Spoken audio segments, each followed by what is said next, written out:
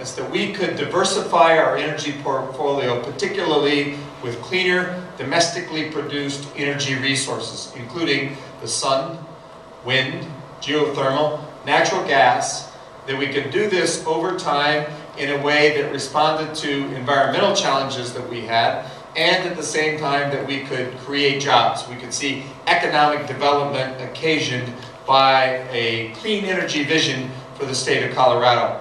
Over a 4-year period, I signed 57 different bills, pieces of legislation into law. Most of those were pieces of legislation that were written or envisioned by my administration, and then legislators carried that. We had a lot of great legislative partners, don't get me wrong, but we really worked together in trying to put forth sort of a vision. That 57 pieces of legislation was accompanied by also a fair amount of regulation, the regulatory side, both as it relates to our Public Utilities Commission and the Oil and Gas Conservation Commission, so that really we'll go from having an energy portfolio that was about 65% coal that could really become 30% coal by 2020, maybe 2025. But for XL Energy particularly, their resources will have gone from about 65% coal to about 30% coal, about maybe 40% coal, 30% natural gas,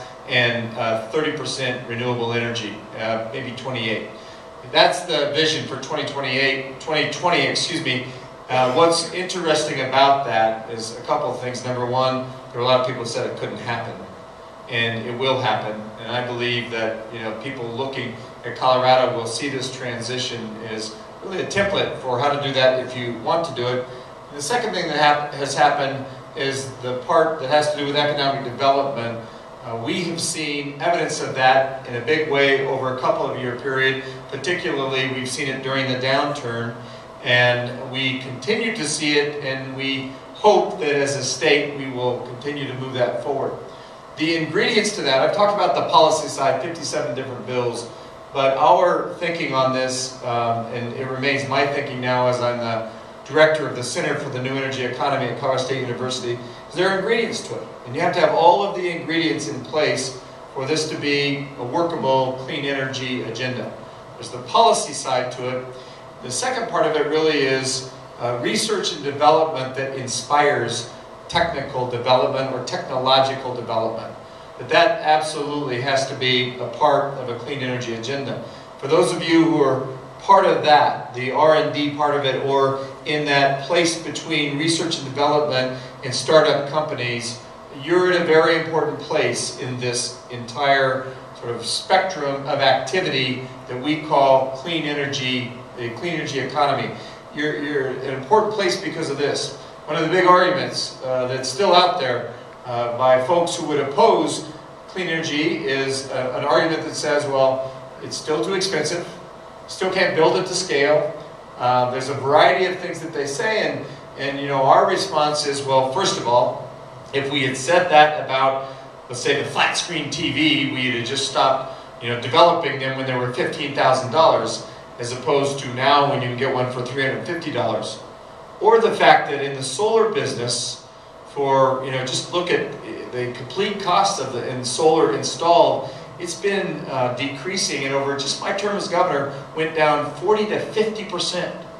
And that does not happen without our investment mentality on the research and development end of it, and as well our belief in companies that are trying to transfer technology out of a laboratory to a place where they're at commercial scale.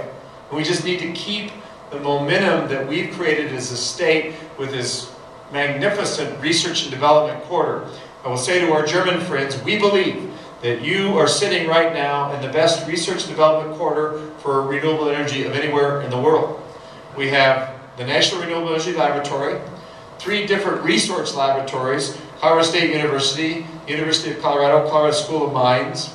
We have several private sector laboratory activities that are happening in the R&D space. There are several companies. You may be affiliated with some of those 6 different solar companies that have built a campus out east of what's called Aurora, Colorado, where they are doing research and development on solar that is actually verified by National Renewable Energy Laboratory.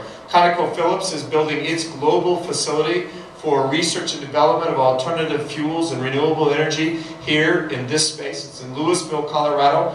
Siemens has a test lab for wind not far from here, and Vestas moved 250 of its research and development jobs here to the quarter. Those are just examples of the big things that are going on. And so the reason I think I'm right about this being the best in the world is because I've actually said that all over the world and no one's disagreed with me yet. Now someone's going to disagree, watch, so that I can't say that again. But anyway, we believe that that this is an important part of what we call this ecosystem. I believe these are our friends from Mexico who are arriving. Let's give them a round of applause.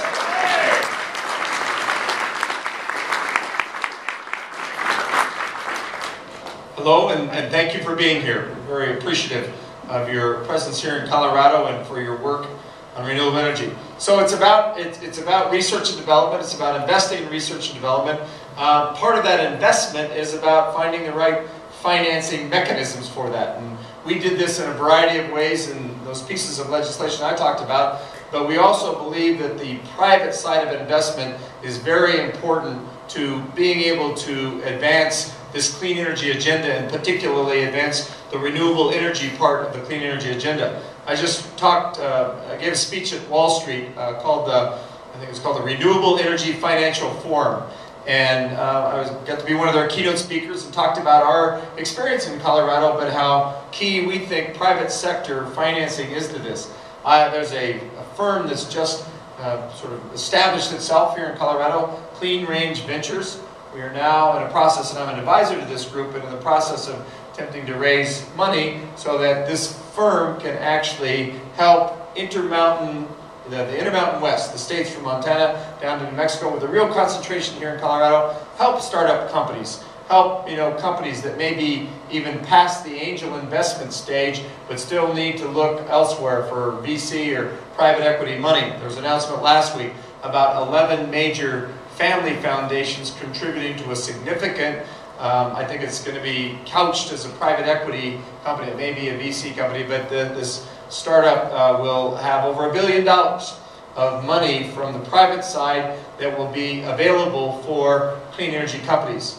Another part of that, so it's policy, it's research and development, it's financing. We also think it's important to try and find the right mechanisms for financing for those people who are the residential or industrial owners, people who own their own home or own a business, want to be involved in the renewable energy agenda or the new energy economy, but they don't have the upfront money to do that. We have a variety of things that we were able to do in Colorado, including third-party leasing for solar. It was a part of helping middle-income, lower middle-income people participate in that. I just went to Garfield County, Colorado, a place called Rifle. Now, interestingly, in the heart of really natural gas country, but up there, they built a 850 kilowatt solar array, which will be owned by individuals who don't have solar on top of their roofs, but because they'll buy a panel or a few panels or whatever their rooftop would otherwise be able to capture, they will be able to have their bill reduced by the amount of solar that is produced because they bought part of this. It's a community-owned solar farm, and we help that along with some legislation. It's one of those things that's kind of an inventive way of making sure that middle-income people have some way of participating in this. Workforce development is also, for us, I think, very important.